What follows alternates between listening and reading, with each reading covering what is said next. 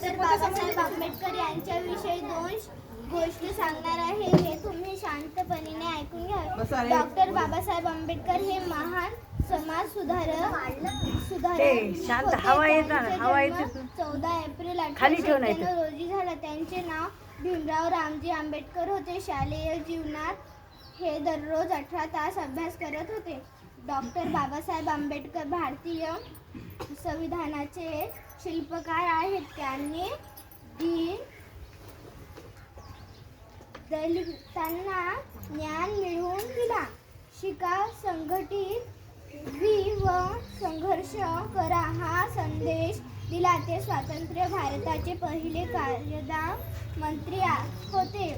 त्यांनी 6 डिसेंबर 1956 रोजी अखेरचा श्वास घेतला. त्यांचे जीवन कार्य आजही सर्वांना प्रेरणा बाबासाहेब आंबेडकरांनी शिक्षणाचे महत्त्व विशद करताना असे म्हटले होते की शिक्षण हे वाघिणीचे दूध आहे, ते गुरगुरल्याशिवाय राहत नाही. बाबासाहेबांची हीच विचार घेऊन ग्राममंगल गेल्या 13 वर्षापासून ज्ञानदानाचे काम करीत आहे.